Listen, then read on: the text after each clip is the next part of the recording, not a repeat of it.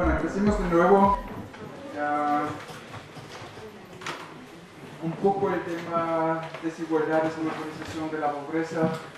Como mencioné, hasta ahora he hablado mucho sobre la potencialidad de ciudades de crear con crecimiento económico y desarrollo social, pero también hay que reconocer que las ciudades son lugares sumamente desiguales y que también que las propiedades de las ciudades, o sea, el potencial que surge de la aglomeración y de las redes de las conexiones externas, no solamente sirven para crear riqueza, sino también sirven para redistribuir esta riqueza, o sea, para la transferencia de surplus de un lugar a otro. Lo más obvio en este caso sería la relación ciudad-campo. Todos los recursos humanos, mano de obra, alimentos, etcétera, que fluyen a la ciudad y que permiten a la ciudad. Ahora les voy a brindar alguna información sobre desigualdad en ciudades, en una comparación a nivel global con un enfoque particular en América Latina. Si comparamos el coeficiente Gini para 120 ciudades a nivel global, tenemos que reconocer que América Latina, como todos ustedes saben, es un continente sumamente polarizado. Las 13 ciudades de América Latina que están en esta fase de datos de 120 datos, 10 se ubican entre las 30 ciudades más desiguales en el mundo, salvo Santa Cruz, Buenos Aires y Caracas.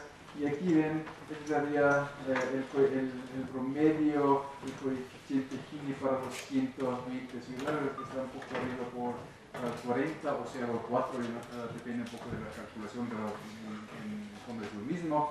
Y se ve que, bueno, las ciudades brasileñas como Río de Janeiro, muy desigual, pero también Santo Domingo, Guatemala City, Salvador, Bogotá y Santiago de Chile, también una ciudad sumamente polarizada. En comparación con estas, la Ciudad de México un poco mejor, aquí se compara con Houston y Los Ángeles, la desigualdad, pero sin embargo todavía está entre las 30 más desiguales a nivel global.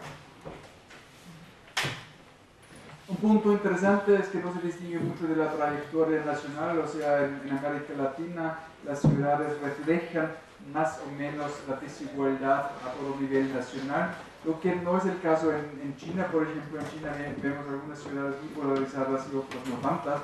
En China sí parece de haber un patrón urbano que se distingue un poco del patrón nacional.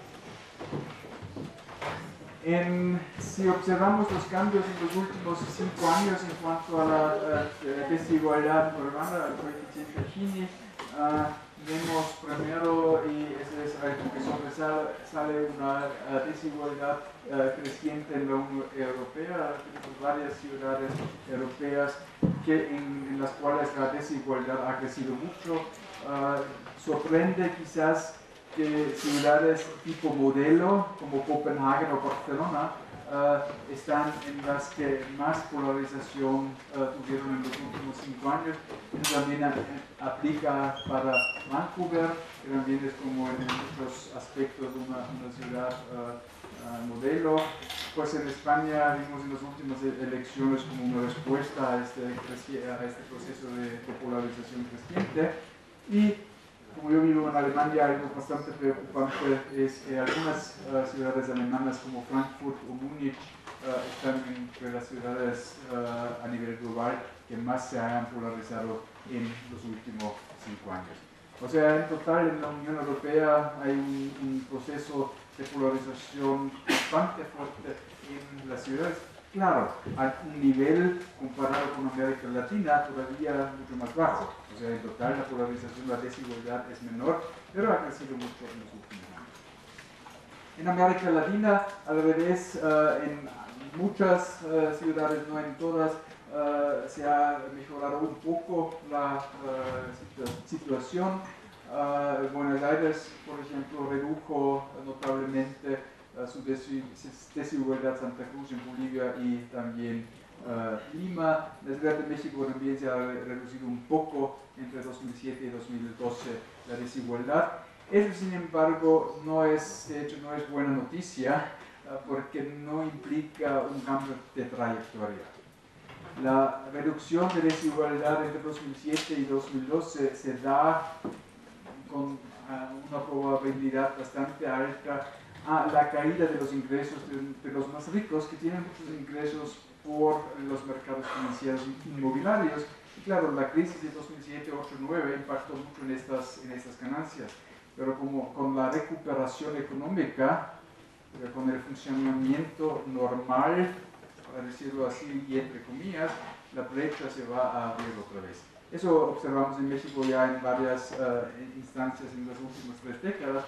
Siempre cuando haya crisis grave, la desigualdad disminuye un poco, porque afecta más lo que más tiene.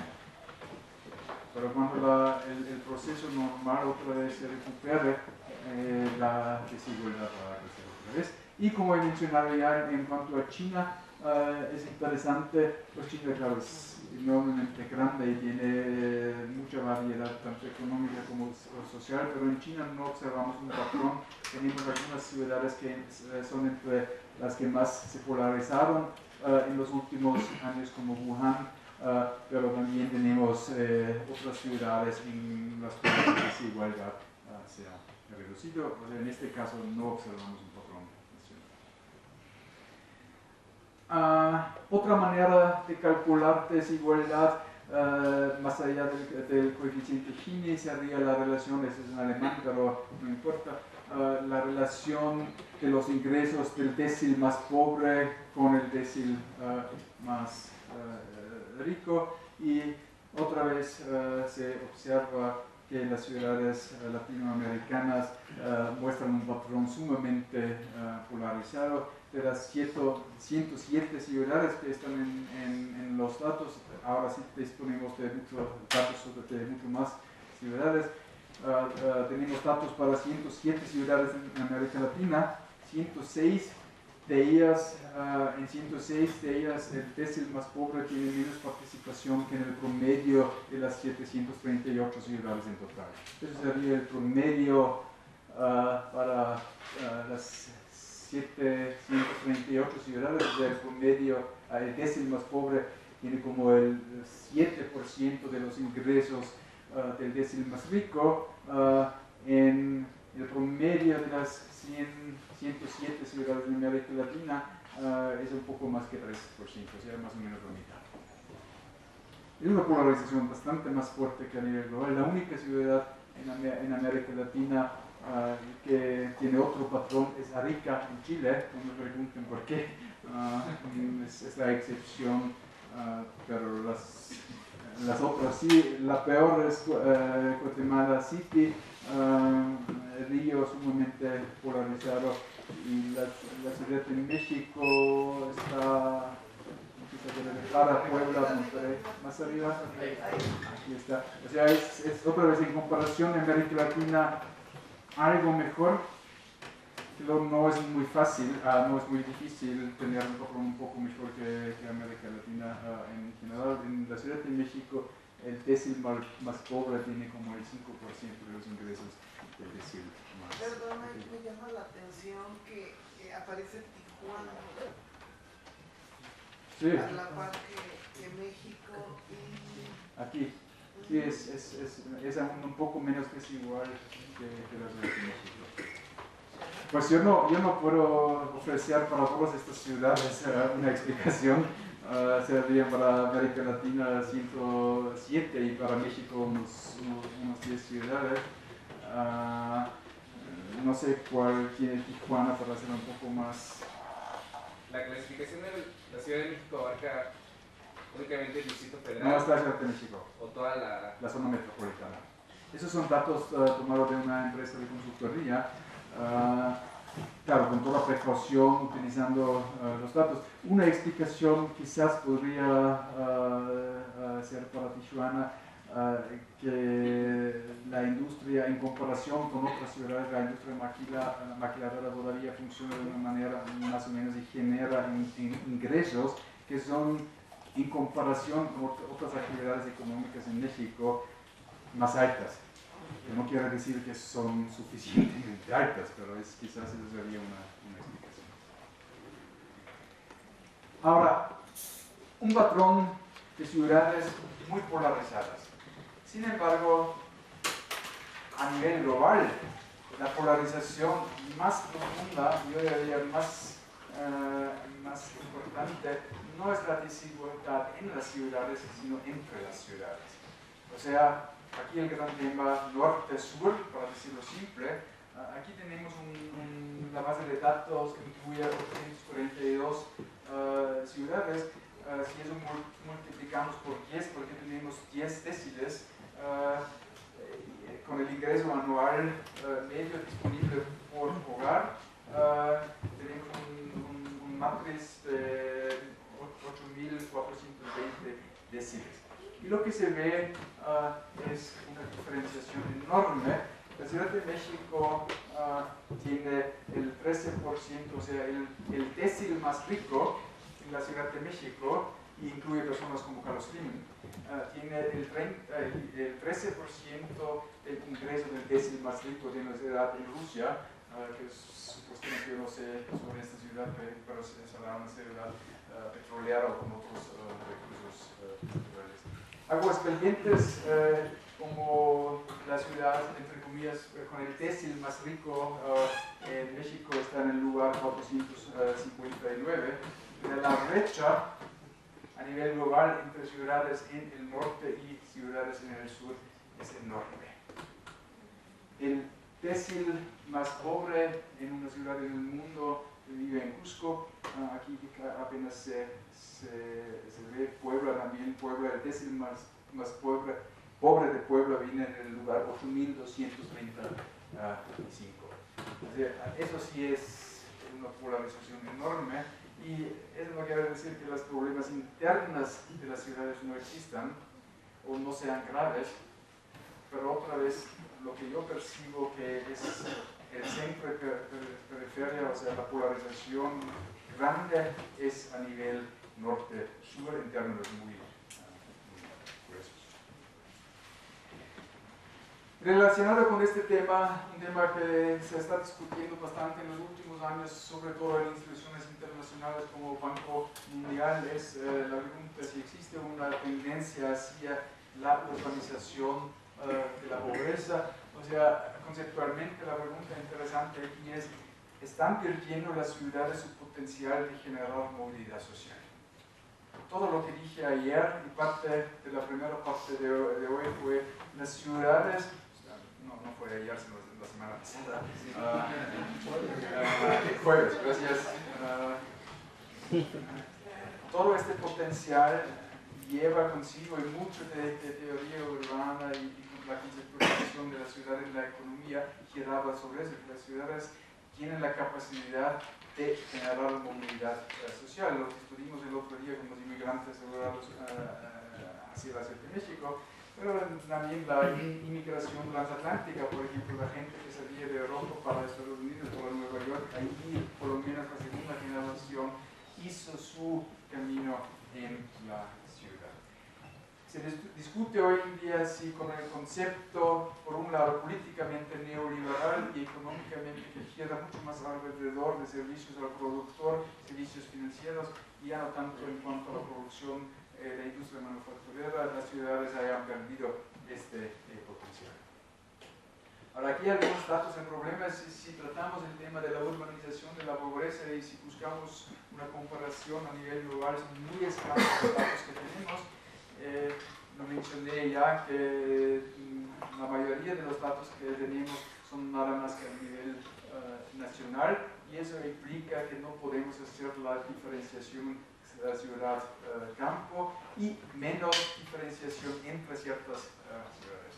Estos datos términos son tomados de un economista del Banco Mundial, Martin Ravallon, y sus colegas, que hicieron con datos de 93 hasta 2002, o sea, una década más o menos, y lamentablemente todavía no publican una actualización de este esfuerzo.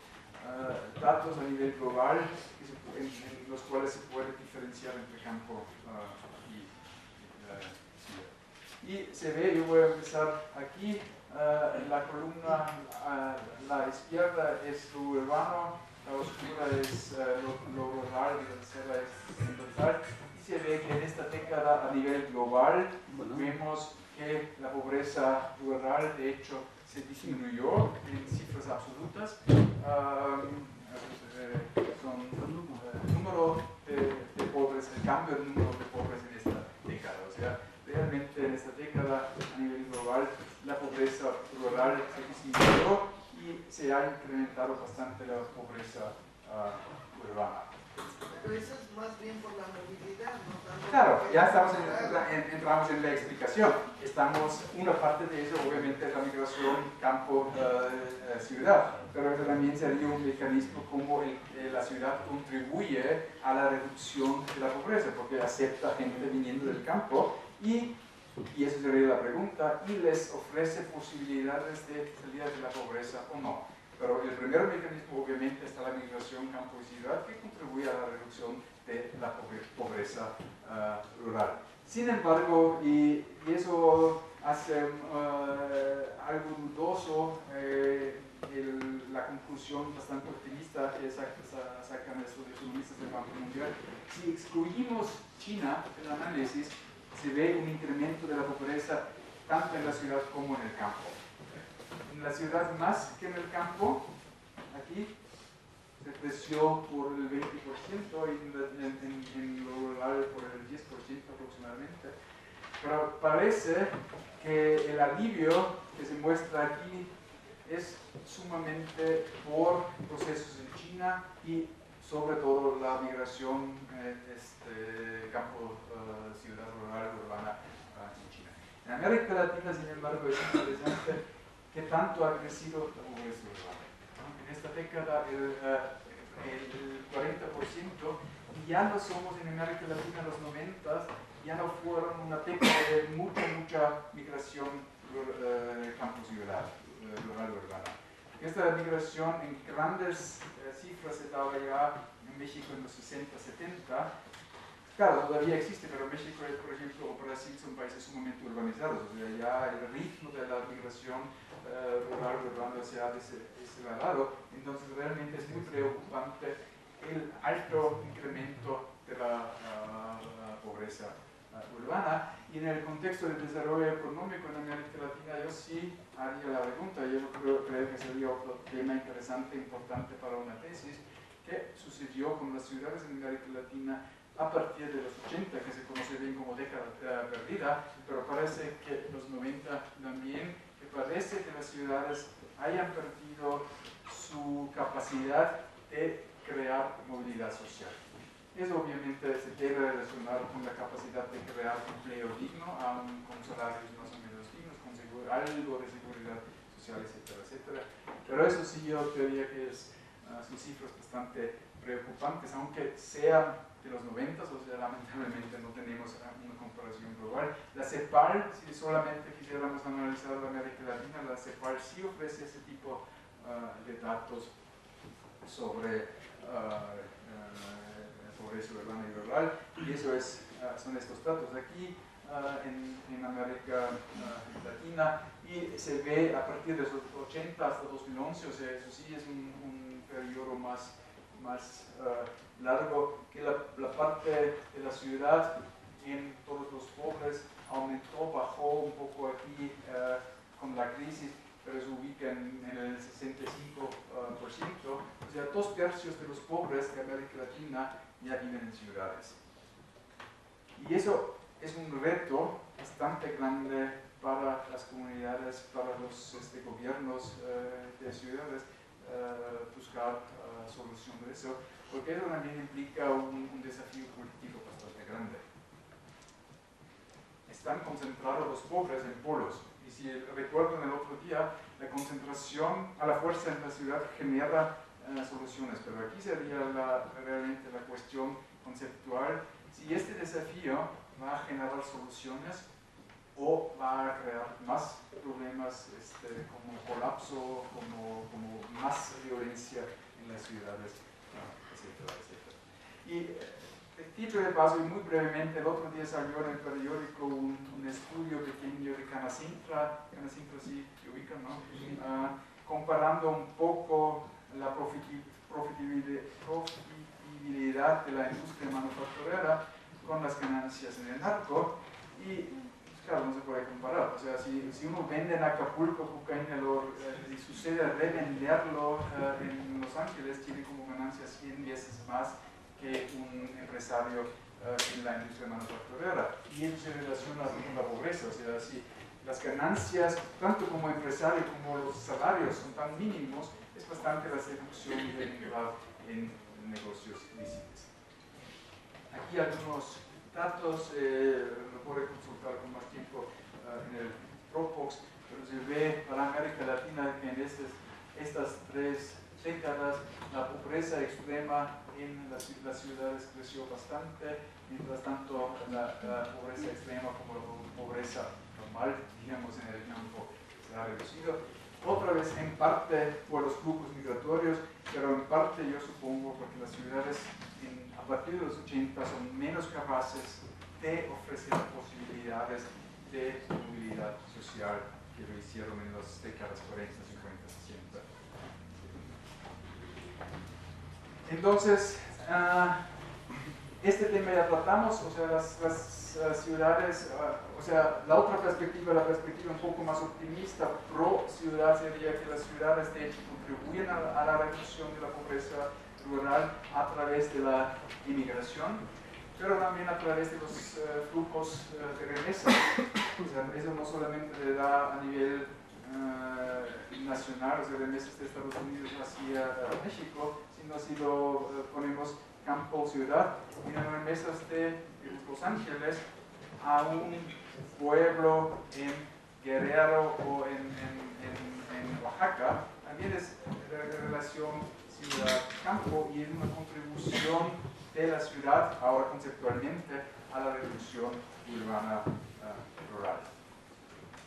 Sin embargo, y eso ya mencionaba González Casanova, gran sociólogo de la UNAM, que en 1965 publicó un ensayo que se tituló Internal Colonialism and National Development, o sea, desarrollo nacional y colonialismo interno.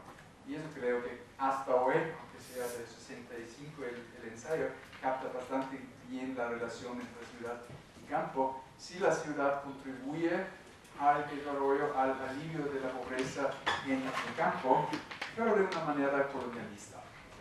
La ciudad hace dependiente el campo y la quita de varios mecanismos económicos la posibilidad de sobrevivir sin estos.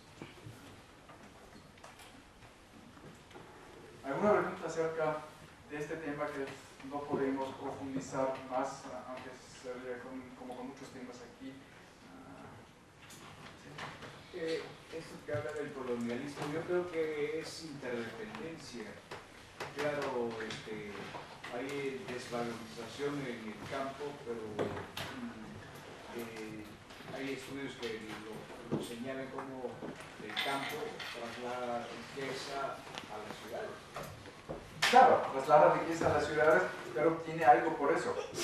O sea, en salud. Si comparamos el nivel, digamos, no tenemos muchos datos, pero si comparamos el nivel de vida en el campo tomando indicadores como esperanza de vida, proteínas que se consumen, etcétera, etcétera, sí se ve que hoy en día, a pesar de toda la miseria, el nivel de vida es más alto que hace 50 años.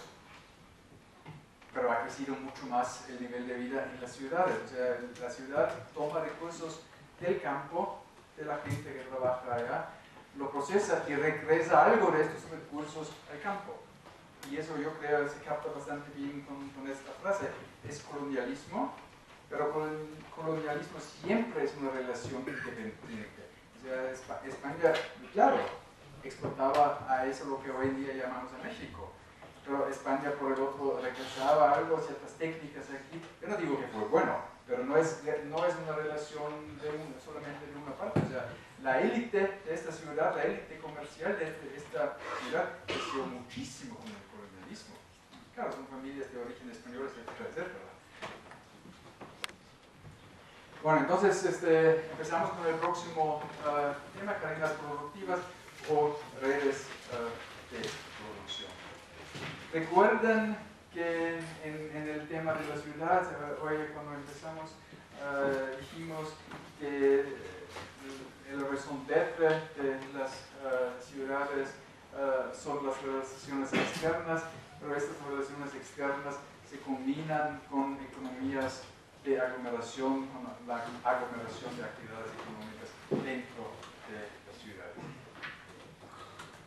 Tenemos entonces relaciones interurbanas, por ejemplo, de empresas de servicios al productor, de las cuales hablé hace poco. También tenemos relaciones interurbanas en industria manufacturera. Aquí tendríamos, digamos, el otro día, creo, son las redes de la producción automotriz, tomado de un colega alemán, Stefan Kretke. O sea, las vinculaciones, las conexiones interurbanas se distinguen según sector económico. En la industria automotriz serán otras redes que en los servicios altos al productor, serían otros que en la industria farmacéutica y otros que en el generatorismo, etc. Lo que aquí importa es que estas relaciones que hasta ahora llamamos interurbanas, porque estuvimos en el tema de ciudades, por una perspectiva económica se llaman cadenas productivas. Porque claro, cada cadena productiva, los vínculos entre los eslabones siempre vinculan asentamientos humanos y en la gran mayoría de los casos serían ciudades. Claro, la producción, la cadena del producto del café empieza en un poblado en la sierra, pero muy pronto llegará a algo que se llama ciudad y el resto de la cadena sería entre ciudades. Entonces, cadenas productivas vinculan en procesos económicos a ciudades y, si somos más precisos, a partes de ciudades. Y eso sería la visualización de una cadena productiva, pero eso sí conocen. Ciudades son, por ende, nodos importantes en los flujos materiales y inmateriales a lo largo de una cadena productiva. Y lo subrayo tanto porque recuerden, la ciudad es totalmente ausente en las ciencias de economía. O sea, los libros de textos no conocen la ciudad. Pero ¿cómo conceptualizar, cómo percibir una cadena productiva sin la ciudad como nodo? La cadena productiva necesariamente se desarrolla en el espacio, pero no en el espacio como el espacio contenedor, sino se desarrolla en el espacio construyendo este espacio. Y los nodos son infraestructura construida, puertos, edificios, y para vincular los nodos también necesitamos infraestructura física, carretera, el canal de Panamá, que surgió el otro tema, el otro día como tema, etcétera, etcétera. O sea, el concepto de cadena productiva gira alrededor de flujos materiales, inmateriales, capital financiero, como hoy en día es un flujo sumamente inmaterial, información, por supuesto, etcétera, etcétera. Ahora, el concepto que aquí llamo cadena productiva se conoce en la literatura con varios nombres. Yo sí reconozco que detrás de cada concepto, cadena productiva, red de producción, cadenas de valor, hay en mi análisis matices de diferenciación. O sea, cadena de mercancía, como al principio Hopkins y Wallerstein lo llamaban, se distingue de una manera Value Chain Analysis de hoy en día y también de Production Network Analysis de Peter Dicken, un geógrafo económico inglés. Pero en el fondo, yo creo que tienen mucho en común estos conceptos. O sea, conceptualmente son muy cercanos, aunque haya matices de diferenciación. Y en total, el fondo conceptual es a network of labor and production processes whose end result is a finished commodity. Entonces, tenemos un producto final, una botella de agua, y lo que hace el análisis de cadena productiva es analizar todos los insumos necesarios para la producción de una botella de agua, de una computadora, etcétera, etcétera. Todos los insumos quiere decir todos los insumos. Por ejemplo, mano de obra, y así lo vinculamos con el hogar. Recuerdo que en el primer día el análisis multiescalar es muy necesario. Si tomamos en serio este concepto, no vamos a analizar una cadena productiva sin un análisis multiescalar, porque tenemos que incluir, por ejemplo, el hogar. También tenemos que incluir, como les mostré en la primera parte de la sesión de hoy, servicios altos, y por eso incluir, por ejemplo, la Ciudad de México en las cadenas de la industria automotriz, aunque no se fabrique un solo auto aquí en el distrito federal. Es una organización social y espacial para generar y distribuir valores. Eso en esencia es una cadena productiva. Y otra vez recuerden, si sé que me estoy repitiendo, pero me parece sumamente importante, la división del trabajo siempre es social y espacial. Desde el principio, desde el concepto de los filósofos griegos que hablaban de la división del trabajo en la casa, en el hogar, fue una división por género y también los hombres tenían su geografía de trabajo y las mujeres. Y aquí es esta organización social y espacial en la cadena productiva, y al rato van a ver por qué es tan importante hacer también énfasis en lo geográfico y lo espacial, porque según yo, eso nos ayuda a comprender el desarrollo desigual. Ahora, Gary Yarefi, que es un autor de gran importancia, quizás el nombre más identificado con estos conceptos, aquí hace, no sé si alguien escuchaba, estuvo aquí hace poco invitado por Clemente en la facultad. Yarefi distingue 4 dimensiones de análisis de cadenas productivas, o sea que si empíricamente nos queremos acercar a este tema, tenemos que tomar en cuenta 4 dimensiones. La primera es input-output, o sea, aquí en un nodo tenemos insumos y tenemos un producto que luego sirve para otro o para el próximo paso. Serían los encadenamientos hacia adelante y atrás, en un término que utilizábamos el otro día en la presentación del trabajo de Krugman. O sea, los enlaces entre empresas con actividades que crean valor. Aquí al final tenemos un producto, pero tenemos muchos nodos y cada nodo está vinculado hacia atrás y hacia adelante. Segundo, la territorialidad. Observamos centralización y descentralización según las actividades. Algunas actividades son bien descentralizadas. Aquí como ejemplo la producción material, o sea, la industria automotriz hoy en día tiene muchos lugares de producción material, de hacer ensamblaje. Otras actividades como desarrollo, investigación y desarrollo son mucho más centralizados. En la industria automotriz, por ejemplo, hasta hoy hay algunos autores que hacen mucho énfasis en que se descentralicen todas las actividades, pero hasta hoy, si hablamos de México, siempre se cita al Centro de Investigación de Delphi Automotive Industries en Ciudad Juárez. Parece ser el único ejemplo donde se realizan trabajos un poco que crean más valor agregado, porque cuando yo leo la literatura siempre me toca el ejemplo de Delphi Automotriz en Ciudad Juárez. Parece que no hay mucho otro. ¿No hay otro en ningún lado? Pues yo no he hecho mucho estudio empírico sobre la industria automotriz, me estoy leyendo prácticamente todo lo que se publica y en la literatura siempre me toca este centro. Yo tengo entendido que Nissan está en Aguascalientes empezando con algo, pero bueno, los planes existían ya desde hace mucho tiempo. Vamos a ver en 5 años si Nissan realmente realiza algo importante. Volkswagen también tiene sus intentos y sus programas, pero hasta ahora es algo, digamos, research y development y eso creo que sí podemos decir con cierta certeza, es mucho más centralizado que la producción material. Eso sería la dimensión territorial, o sea, observar los patrones de aglomeración o de descentralización según actividades en una cadena productiva.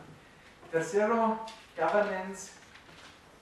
Nunca estoy seguro si gestión o gobernabilidad sería la traducción más correcta. Yo pregunté ya a muchos colegas y alumnos y unos me sugieren este y otros me sugieren el otro término. Sí creo que se entiende. O sea, las relaciones de poder en una empresa. Ahora, aquí sumamente importante el tema de ciudades globales, el tema que tocábamos antes, que eso no solamente se desarrolla dentro de la empresa, sino si tenemos el patrón de una cadena productiva, tenemos también actores como por ejemplo una institución financiera que tiene impacto en la gestión de esta cadena productiva. Es la tercera dimensión y la cuarta, marco institucional, o sea, la regulación. Eso es un tema que también ya tocamos bastante. Digamos, en cada nodo aquí hay una regulación distinta y precisamente por eso hace sentido tener cadenas productivas largas. Recuerden, el salario mínimo en Vietnam es mucho más bajo que el salario mínimo en Alemania. Si no fuese así, los zapatos se producieron en Alemania. Pero para Adidas tiene el caso extender su cadena productiva hasta Vietnam, que ya pagan mucho menos para la mano. Este concepto, aunque surgió en sociología, o sea, surgió, según yo tengo entendido, surgió por un lado el análisis del sistema mundial con Immanuel Wallerstein y Peter Terence Hopkins en los años 80, y luego el gran nombre de este análisis es Gary Gareffi de sociología. Sin embargo, es un concepto que yo diría que tiene mucho potencial para un análisis geográfico-económico por varios motivos. Primero, es relacional por definición. Y recuerden, geografía económica relacional es una de las corrientes que hoy en día más atención reciben. Y claro, si imaginamos una producción de esta manera, es relacional.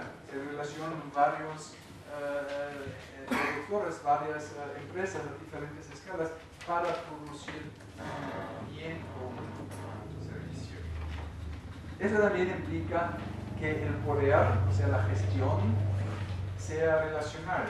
Y eso es muy importante reconocer que siempre, o sea, si intentamos, metodológicamente es importante, si intentamos identificar el poder que se desarrolla en cadenas productivas, no podemos partir, por ejemplo, de la noción, esta ciudad tiene tantas casas de matriz, entonces es el centro del poder. Tenemos que realmente investigar más profundo no solamente a los que mandan, sino también a los que obedecen. Porque si es una relación, son por lo menos dos partes. Sumamente geográfico también mapear estos flujos de input y output, o sea, también los nodos. Claro, eso tiene limitaciones empíricas bastante fuertes. La mayoría de estos datos son privados porque son datos de empresas y a veces no son dispuestos a prestar esta información. Yo mencioné el otro día ya que WTO y la OSD desde hace algunos años hacen un esfuerzo bastante grande y a mi gusto muy valioso de crear más datos para este tipo de esquemas. O sea, se dan cuenta que los datos a nivel nacional no sirven realmente para comprender los procesos económicos, entonces hacen esfuerzos para facilitar el trabajo empírico de este estilo con un propio base de datos que está, como todos los datos del OSD, o prácticamente todos los Digital Review están en red, están accesibles, gratis, están en una manera organizada que se entiende que sea relativamente fácil de trabajar. No recuerdo ahora mismo ¿cómo se llama? Pero si buscan como OSD, Commodity Chain Data, por ahí lo van a encontrar. Otro aspecto, porque es un análisis sumamente de geografía económica, porque incluye, como hemos dicho, diversas escalas, desde la más pequeña hasta la más grande. También incluye un enfoque en la producción física del espacio. Por ejemplo, hoy en día mucho análisis de urbanización en China no se va a entender sin el reordenamiento espacial de cadenas productivas, o la urbanización de la frontera norte en México tampoco. O sea, ciudades como Tijuana o Ciudad Juárez, aunque hayan existido antes, realmente crecieron mucho con la industria maquiladora. ¿Pero qué es la industria maquiladora? La industria maquiladora es una reestructuración de cadenas productivas, la reubicación de plantas manufactureras de Estados Unidos hacia México. O sea, la producción del espacio físico se vincula también en este tipo de análisis, o el auge inmobiliario sobre Paseo de la Reforma. En este caso no hablamos de plantas de industria manufacturera, pero hablamos de las oficinas de los servicios, de las empresas de los servicios. En algunos casos es importante la creación de infraestructura por parte de un gobierno federal o estatal, ¿no? Sí, claro, pero eso sería también construcción física. En el caso de Tijuana, por ejemplo, que ha mencionado hoy varias veces, el gobierno federal estudió una nueva infraestructura en el lecho del río, Sí. entubó el río, y todo eso adquirió un valor enorme, y ahí se crearon un número enorme de despachos, oficinas, negocios, etc. Claro, la construcción no solamente es la misma fábrica o la misma torre de oficina, sino la misma infraestructura. Y aquí otra vez tenemos las escalas, porque eso normalmente se hace a escala o nacional o por entidad federativa o por un gobierno de una ciudad, porque esas inversiones grandes en infraestructura, como hemos dicho el otro día, normalmente son costosos y sobrepasan las posibilidades o por lo menos la voluntad de una empresa. Estas inversiones a la vez, como dijimos el otro día, y no voy a repetirlo mucho, se convierten en una barrera para más acumulación. Recuerden David Harvey, el concepto de spatial fix. Y finalmente, digamos, en la gran conceptualización de la geografía, este concepto no nos permite ver el espacio como un contenedor. Porque obviamente son flujos, son conexiones, son nodos entre los flujos, pero si tomamos en serio este concepto, cabe preguntarse, ¿qué es la economía china o la mexicana? ¿Existe una cosa como una economía nacional? Yo diría en algunos casos sí, en otros casos no. Pero lo más fundamental es concebir la economía mexicana, china, alemana como parte de flujos, y algo de eso serían empresas nacionales, otros serían empresas transnacionales. Y por eso, otra vez un asunto metodológico, los datos, la información sobre exportación no sirven mucho, porque desconociendo la importación que se necesita para la exportación, es realmente presentar un pueblo Potemkin, no sé si se conoce este término aquí, o sea, un pueblo Potemkin, Potemkinsches-Dorf en alemán sería un pueblo que solamente existe de fachadas, y pues algunas economías de alta exportación son, porque para exportar 100% importan 95%, y esas son cadenas productivas.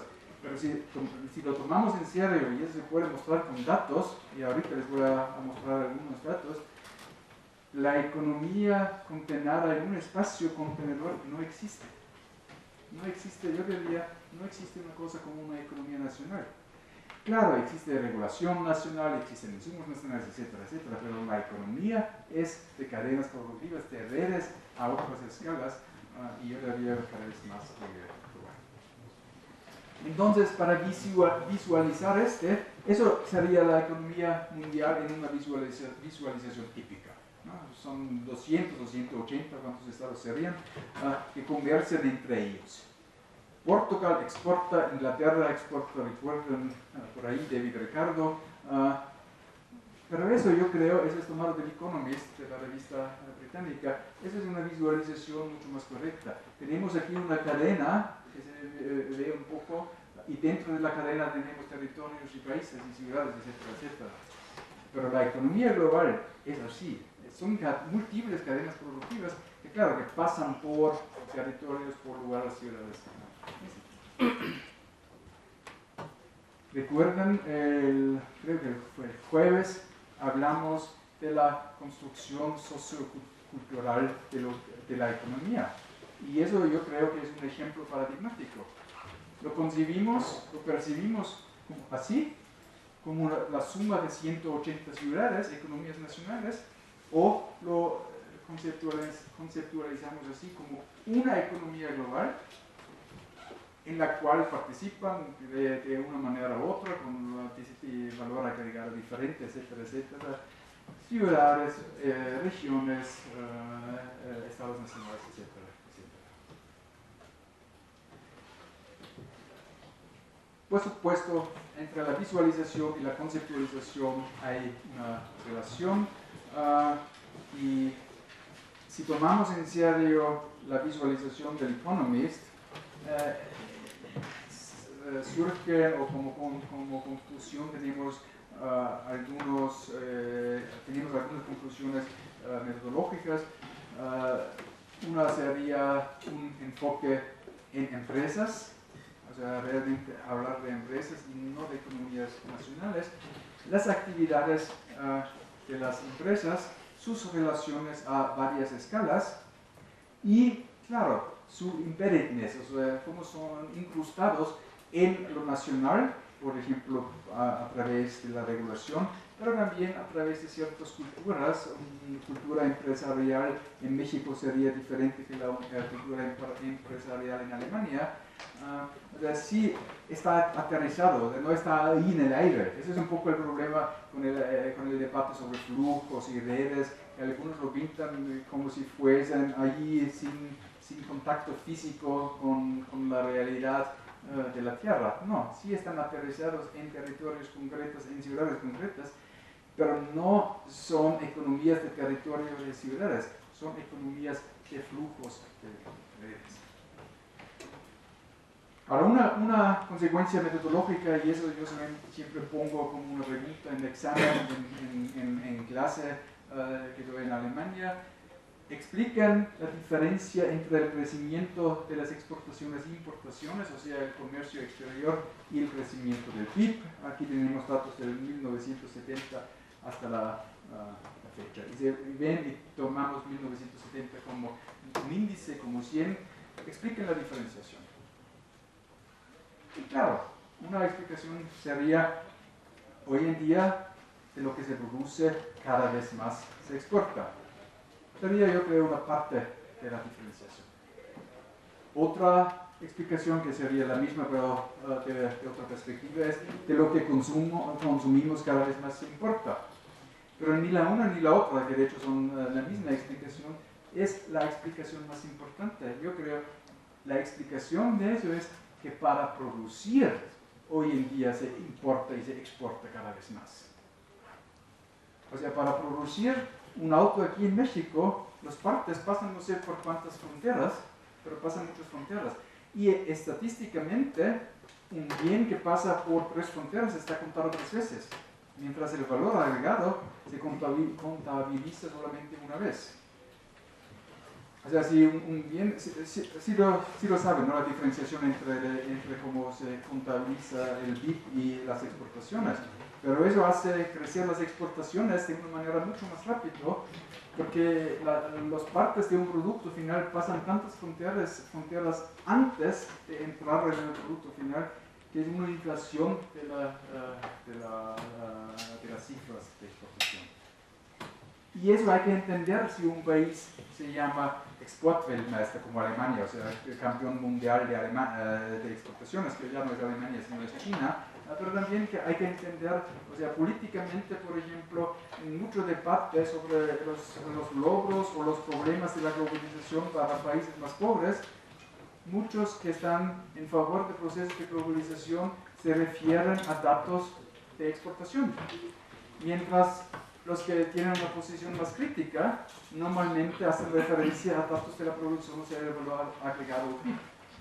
Y ambos con buen motivo, porque claro, si desconectamos las exportaciones de la producción real, parece ser muy exitoso. Pero de hecho, si vinculamos los dos y incluimos en cada exportación las importaciones necesarias, los milagros de exportación son mucho menos milagros. ¿Sí? Más alto, por favor. ¿Esto no se explicaría también por el flujo de servicios financieros, de capitales financieros que se están moviendo también? Claro, No la inversión no, pero servicios financieros también se cuentan como importación de bienes y servicios. Entonces sería también una parte que hace crecer la curva de las exportaciones y importaciones. Pero también, o sea, si excluimos los servicios, el Banco Mundial proporciona tanto solamente para mercancías como también para hacer mercancías y servicios. Si excluimos servicios no es muy diferente. Y en este caso sí es la importación, pues en México el término para este programa es importaciones para la reexportación. Y de eso se trata, ¿no? Sí, tiene un régimen fiscal diferente. Claro, tiene un régimen fiscal diferente para hacer provechoso este tipo de producción a lo largo de cadenas productivas.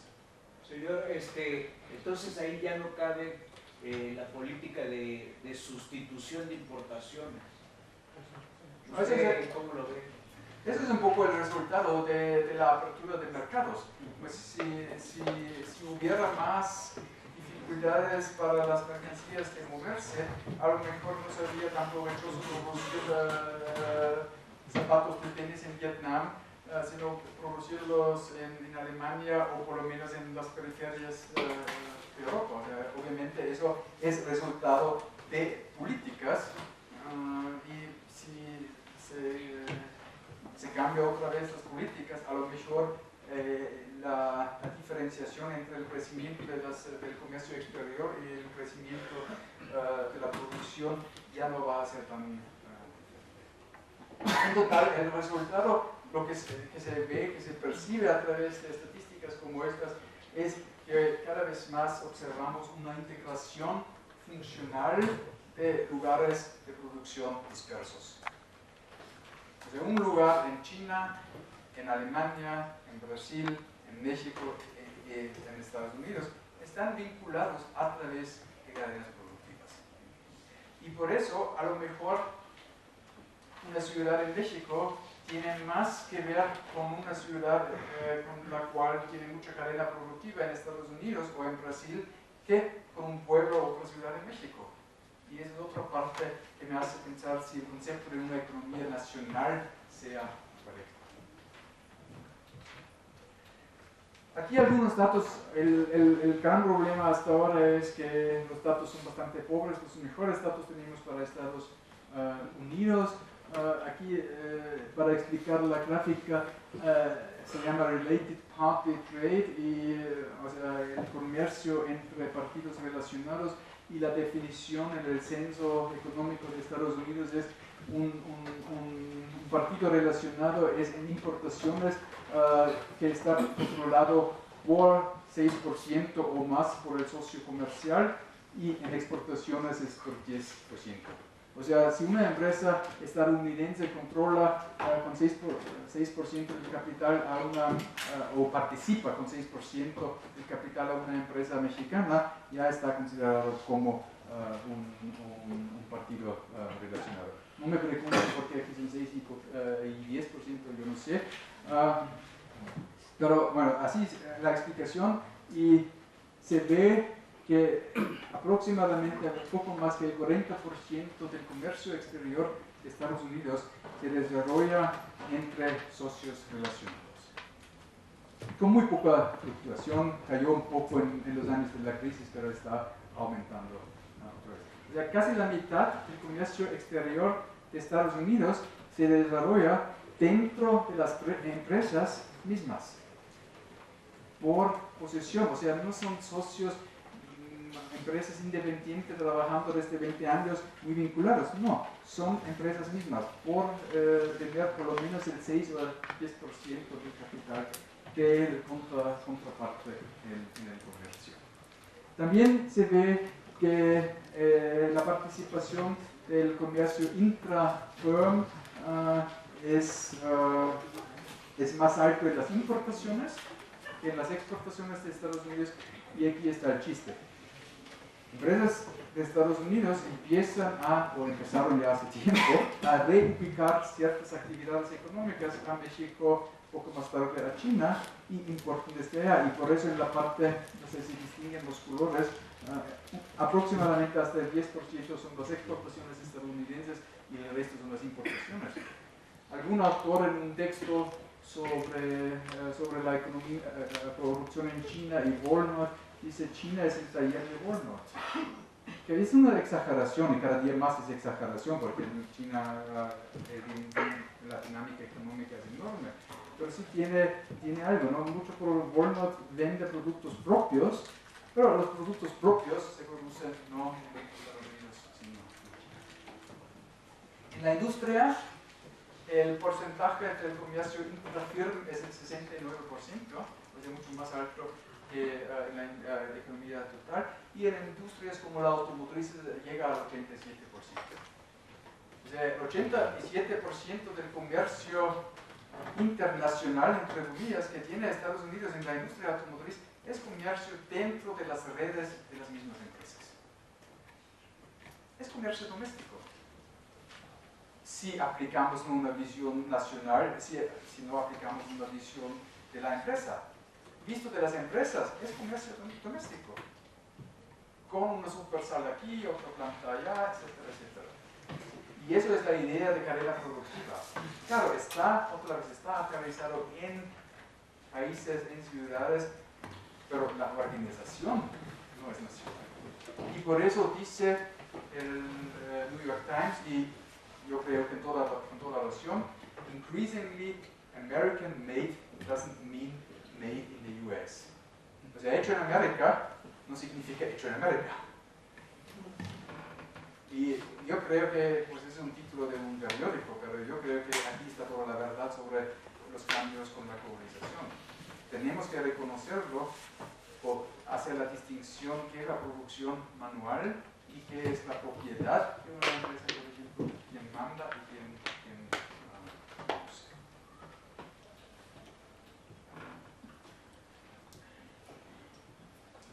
Eso ya he dicho, pero quisiera repetirlo porque me parece realmente clave para un entendimiento geográfico de la economía global. De una perspectiva puede ser comercio internacional, pero de otra perspectiva es comercio doméstico dentro de las redes que tienen las empresas. Hay otros datos que quité, que están tomando de un libro de Dunning y con coautora Lundan, el libro creo que se llama The Multinational Enterprise. Dunning es el autor más reconocido a nivel global en cuanto a investigaciones sobre empresas transnacionales. Ellos manejan datos como las transnacionales controlan hasta creo el 2/3 hasta 70% del cambio mundial. También UNCTAD tiene en el penúltimo reporte que creo algunos datos que apuntan hacia lo mismo, que el comercio internacional de hecho está controlado por los transnacionales y se lleva a cabo dentro de las redes de las empresas nacionales. O sea, metodológicamente, una parte de acercarse a las realidades de las cadenas productivas en el comercio intra-firm. No tenemos muchos datos, los de Estados Unidos sí hablan una lengua, un idioma bastante claro. Otra posibilidad sería consultar datos sobre el comercio intrasectorial, o sea, dejar el modelo de Ricardo que vino por textiles, sino pensar en una industria y a observar los patrones de comercio. Y se ve, no voy a explicarlo aquí en detalle, pero se ve obviamente que en todas las industrias, el comercio intrasectorial está aumentando rapidísimo. Eso se mide con el índice Kruger-Lloyd. Eso quiere decir que, por ejemplo, cada vez más el comercio global no es, digamos, auto por café, sino es dentro de la industria automotriz. Se transfieren, se comercian partes de la industria automotriz o en otros. Comercio sectorial es lo que identificamos como comercio interindustrial. Intra. No Sí, es interindustrial, sino es intra. Exactamente, es comercio. Es distinta. Ajá. Entonces estamos en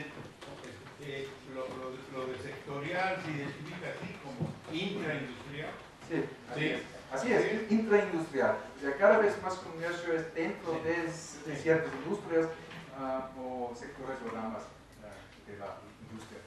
¿Sí? ¿Hay algún estudio que hable sobre cómo es la distribución de los recursos o sea, como por deciles, pero en vez de que sea a nivel nacional o ciudad, sino dentro de la cadena productiva? O sea, ¿cuánto gana el 10% de los trabajadores que menos gana dentro de una cadena productiva?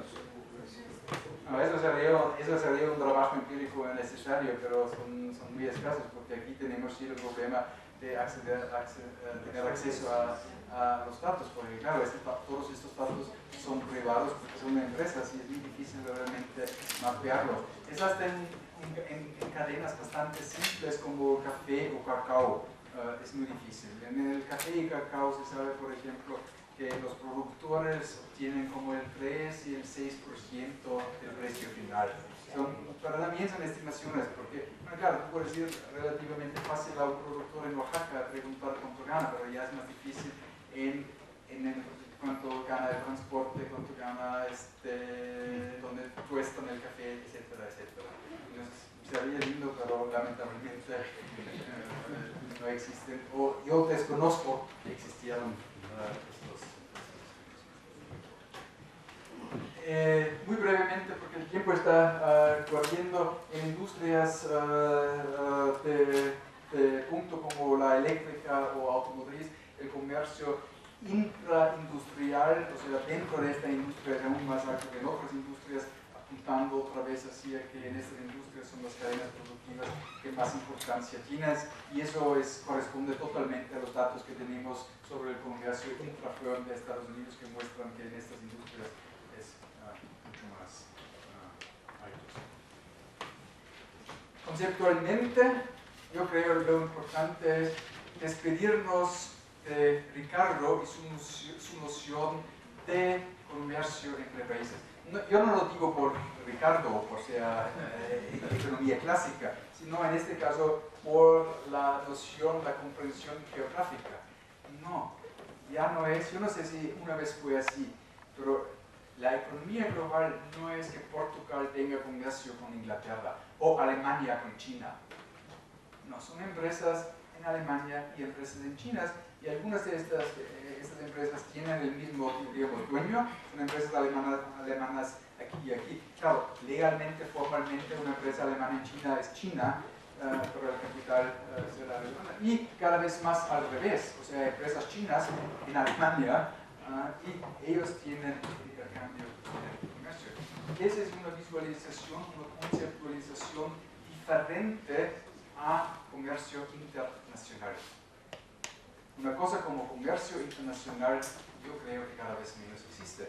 Y eso tiene, como van a ver enseguida, tiene implicaciones también hasta políticas muy importantes. Aquí viene el base de datos, se llama Manufacturing Grade and Value Added, and OECD WTO Joint Initiative. Lo pueden leer luego en el Dropbox y buscar el link. Está en construcción, o sea, todavía no está con toda riqueza el base de datos, pero eso sí nos va a ayudar mucho en acercarles a una comprensión más correcta, más real de lo que es la economía global.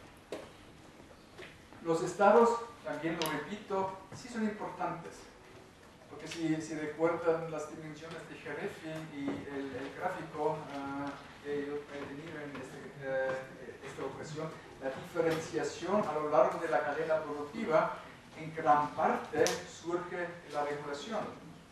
Y aquí, claro, los estados tienen toda la importancia y toda la referencia. Eso políticamente es importante y esa es una de mis citas favoritas. Harry Henschel, que murió desde entonces fue CEO gerente de Bulova Watch, ha dicho en una entrevista con un periódico: "We are able to beat the foreign competition because we are the foreign competition." O sea, logramos vencer a la competencia extranjera porque nosotros mismos somos la competencia extranjera. Así es. Y por lo menos en Europa es frecuentemente el caso. O sea, allá hay cada año negociaciones entre los empresarios y los sindicatos sobre los salarios, y con rutina, antes de empezar las negociaciones, siempre los representantes de los empresarios hacen referencia a la producción mucho más barata en China, pero no solamente tan lejos como en China, sino también en la República Checa, por ejemplo, que tiene frontera con Alemania. Señalando que, bueno, si vamos a aumentar mucho el salario, si ustedes no se contienen con sus demandas, vamos a reubicar la producción a China o a República Checa. Lo que no dice es que no son los checos ni los chinos que hacen la competencia, sino que son las mismas empresas. Somos nosotros mismos la competencia extranjera. Claro, no en todos los casos, cada vez más empresas chinas hay que hacen mucha competencia, pero en otros casos sí, sería como indica esta cita. Físicamente, la cadena productiva se construye a través de la inversión extranjera directa. Yo creo que es un tema bastante familiar aquí, no es necesario hablar mucho sobre eso. Para la definición, recuerden que la OECD requiere que la empresa que invierte al extranjero por lo menos controle el 10% que esta empresa. Esa es una definición que le voy a retomar al final, no sé si hoy me da tiempo o mañana, para una conceptualización de la geografía de inversión extranjera directa y en la geografía de gestión económica. Muy brevemente, algunos datos. Ven aquí que la inversión extranjera directa está aumentando en los últimos 30 años muy fuerte, tanto en términos absolutos como participación en la producción global, o sea, en el PIB global.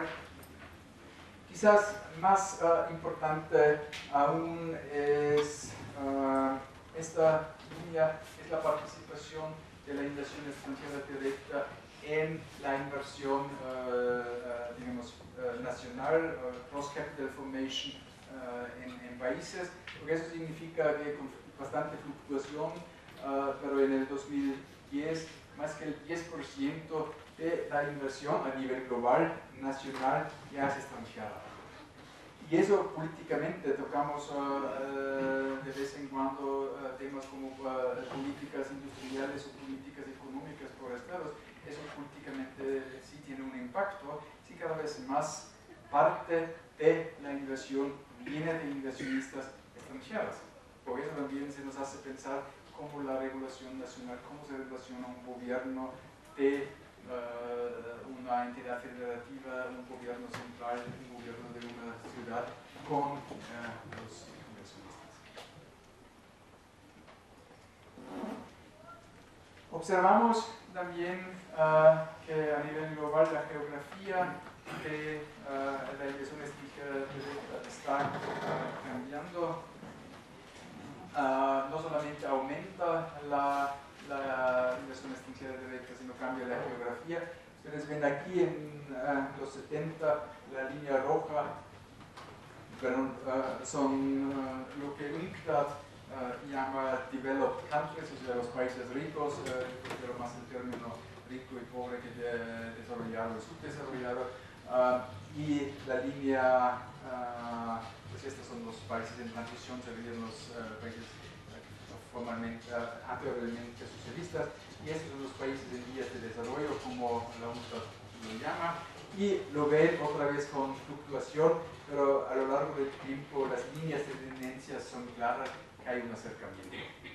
O sea, ya es casi igual la distribución de la inversión extranjera directa en países ricos y pobres, y aquí, claro, sumamente importante es China. Los G7, o sea, los anteriormente 7 economías más importantes del mundo, en la década de los 70 participaron con el 58%, y en la última década con el 36%, o sea, realmente le dieron mucha importancia como receptor de inversión extranjera directa. Y eso es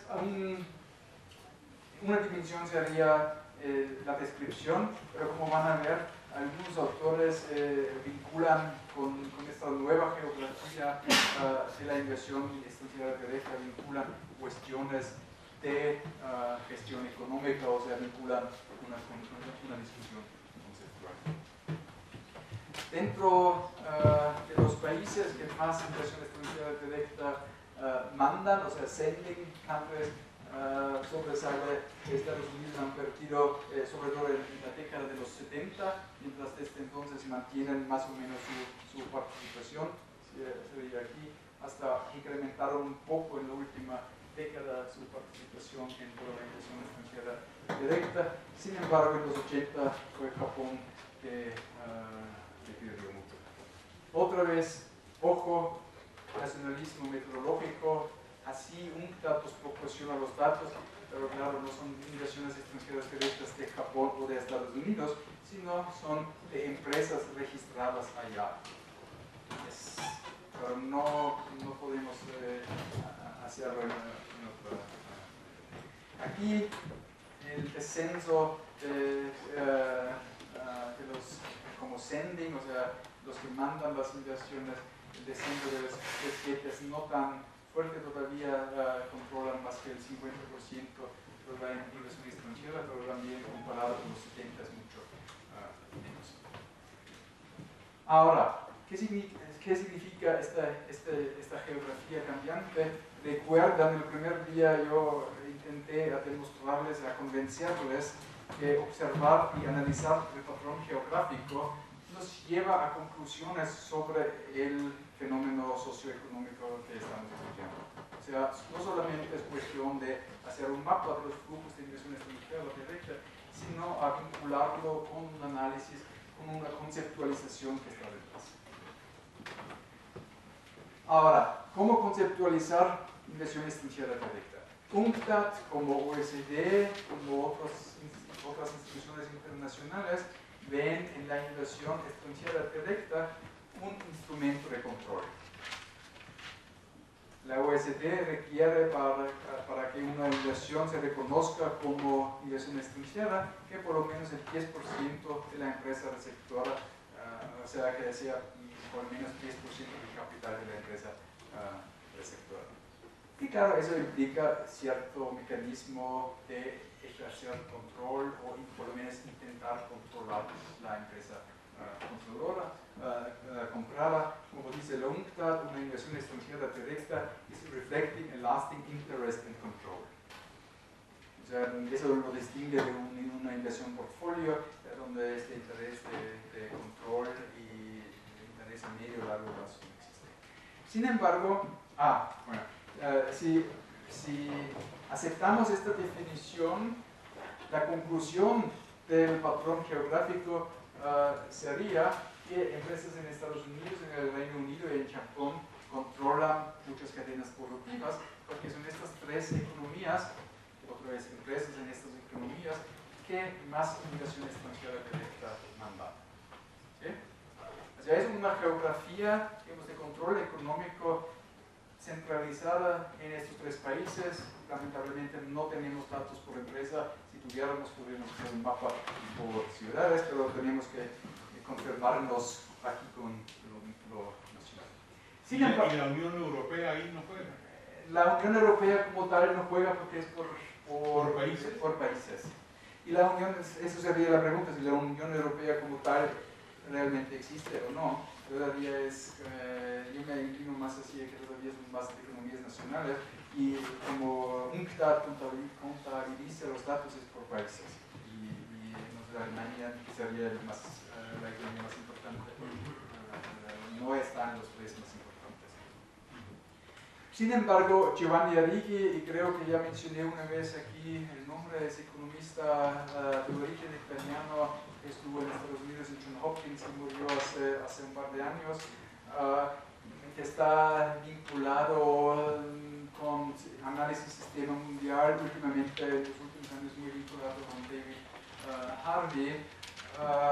Arrighi ofrece una conceptualización, una interpretación teórica diferente a la inversión extranjera directa que las instituciones internacionales.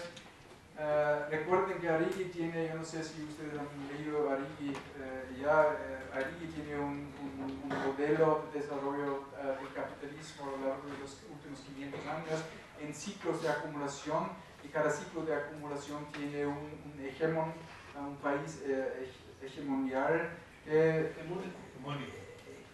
hegemónico, gracias, cuyo papel es, para decirlo simple, es hacer crecer el pastel para todos, y por eso está reconocido para todos. Claro, quedarse con una parte, con una rebaña más grande del pastel, pero también que tengan los demás algún provecho de eso. Y en Arrighi los modelos son 5 ciclos, y el último ciclo fue dominado por Estados Unidos y el penúltimo por Inglaterra, etcétera.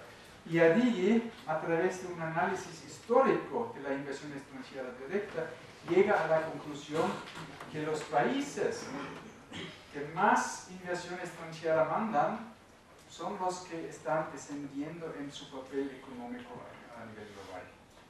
O sea, ofrece una explicación diferente. La inversión extranjera directa no es un signo, no demuestra poder económico, sino al revés. Demuestra que una economía está perdiendo competitividad, y aquí está citando un geógrafo, un geopolítico inglés, que al final del siglo XX ha dicho: "Those who have capital always share in the activity of brains and muscles of other countries."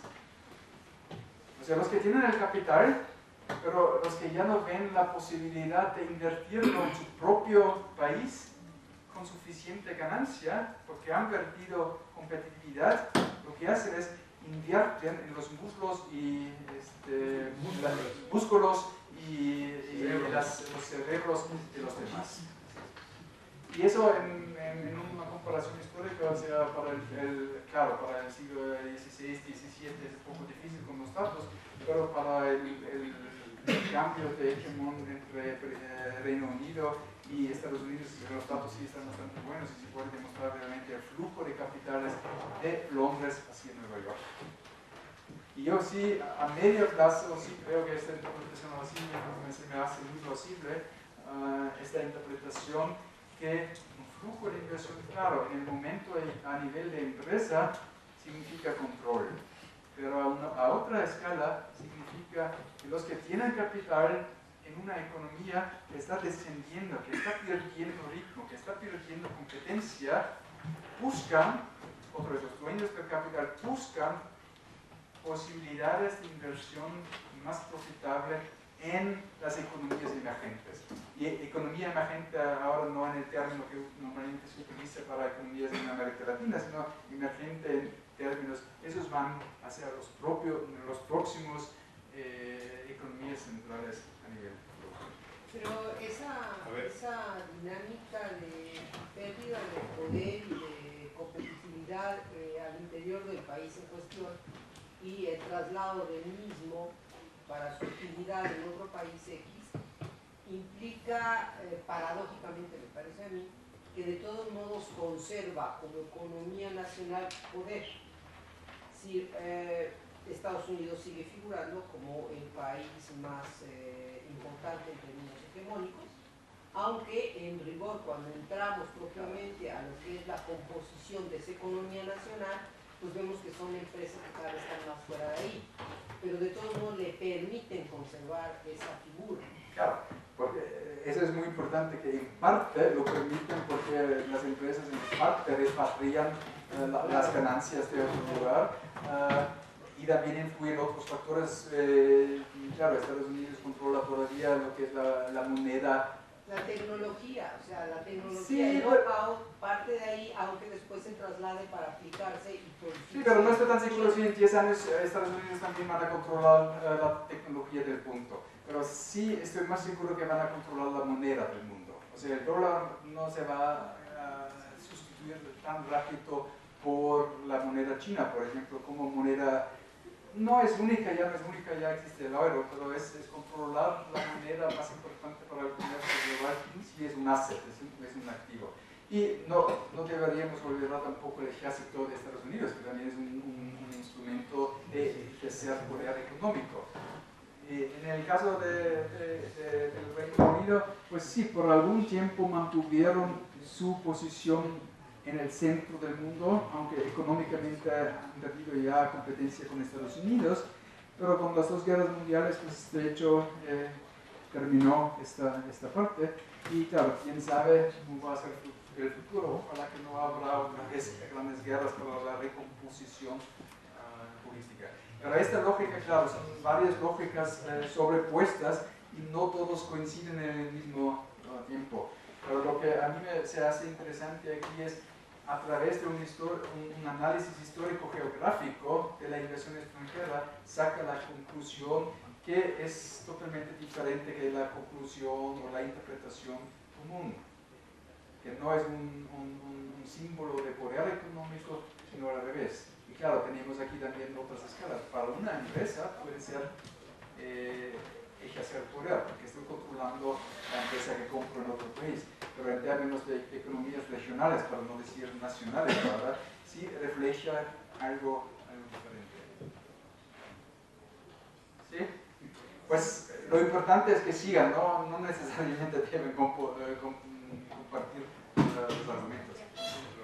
No, a mí se me ocurre que en esta parte de flujos de inversión y ese tipo de movimientos, cabría a estas alturas